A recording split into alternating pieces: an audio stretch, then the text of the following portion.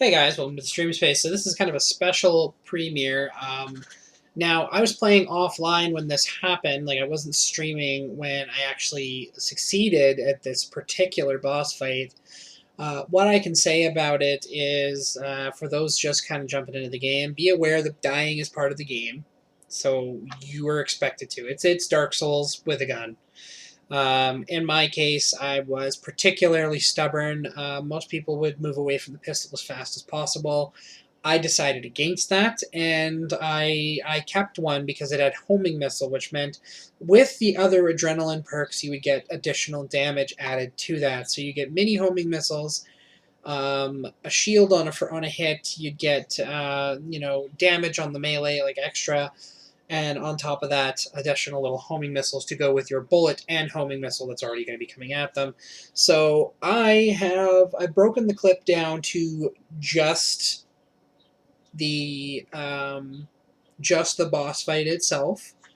Now there's the full videos on YouTube where you can see me like running around and stuff, like a chicken with my head cut off.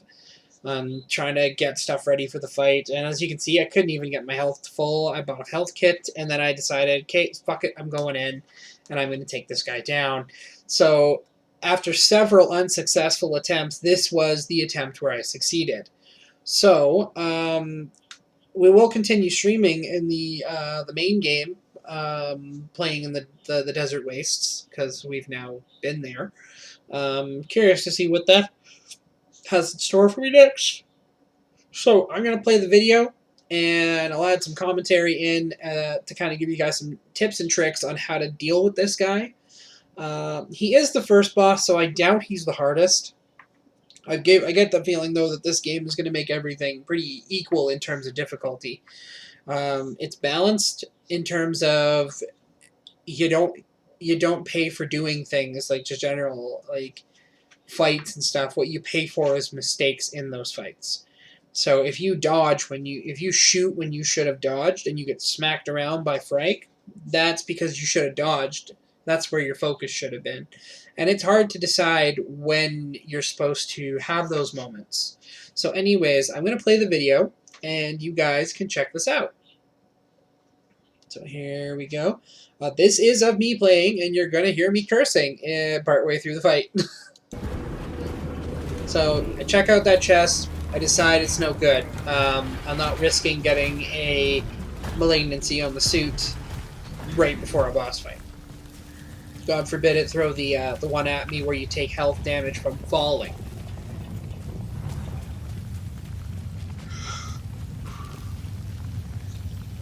And as you can see, I am running a pistol.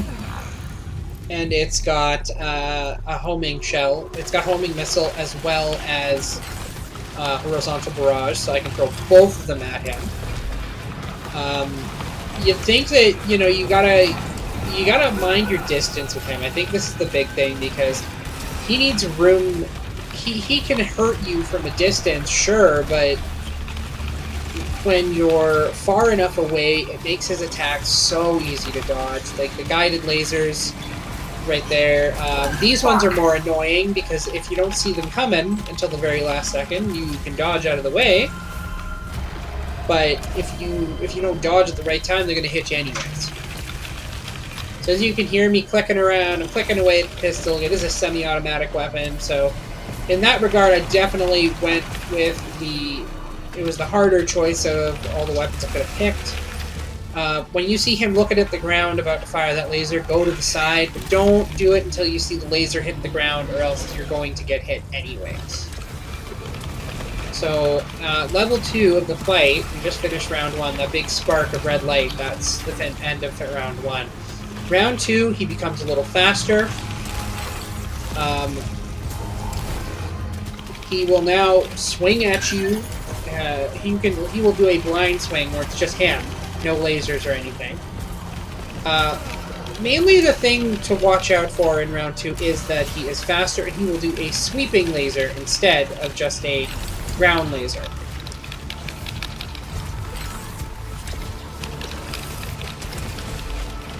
You can see I'm keeping as far away from him as possible. So far away that when he went to do his upward laser, he didn't hit me, and I didn't do anything special to dodge.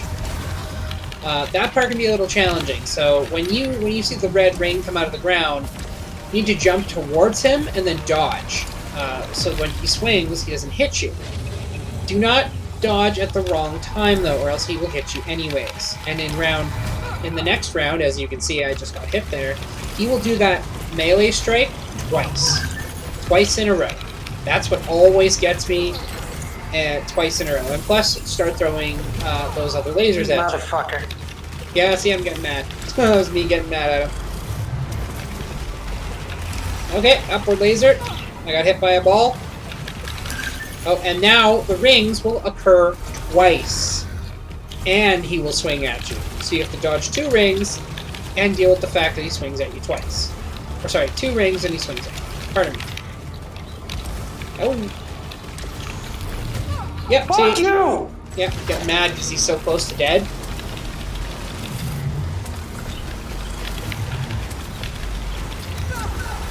Oh, and I forgot he would come back. Whoa, yeah, and see, that's the other thing. Like I said, the laser in level 3, the sweeping laser becomes a back and forth. Fuck your fucking hand, you motherfucker! I think I almost said, said. Yourself, you piece of fuck! I think at one point I'm in like, fuck your hand, you know, fucking all 3 of them. You son of a bitch! Yeah, I was pretty satisfied when I got that. My heart was pounding out of my damn chest. Fucking hand it over! Acquired a new kind of unlocking mechanism. You don't fucking say. Like a different kind of translocation device.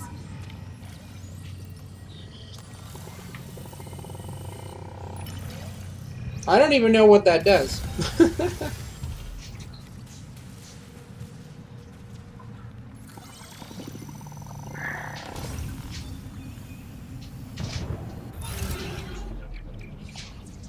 But yeah, this was an extremely rough fight.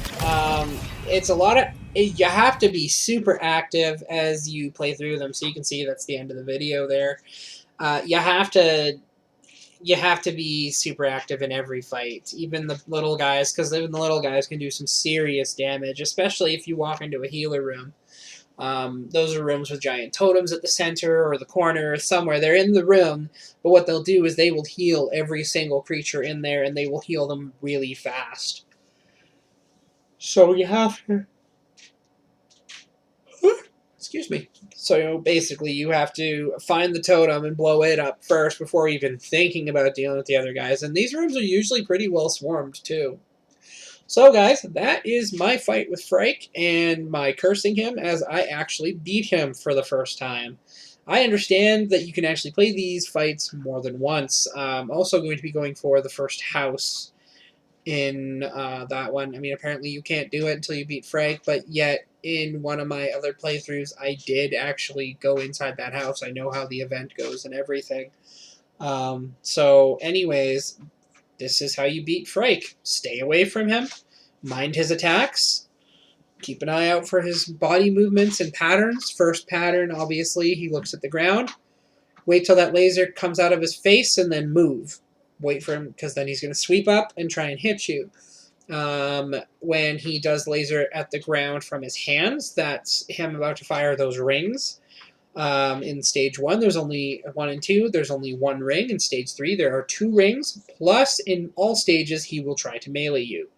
In the 3rd stage, he will try a single melee strike, followed up by another one, relatively quick. If you're good with your dodge button, you're going to be able to get them, get out of the way of those, both of them, successfully. Just time it right. Don't do it too early, don't do it too late, or you're still going to get hit. You know, talk shit, get hit, as that guy would say. Yeah, so, you know, you can find this video on the stream space on Twitch here, Pydera_74, or on YouTube, Pydera_Space74. On Space74, you can find the whole video where it is more than just the boss fight. There's a little bit of me running around and building up to it and getting ready, and I don't think like a game like this you could do even close to enough prep, but you know, you still try. So I'm Pydera, this is the stream space, and I'm gonna go do something else. Thanks guys.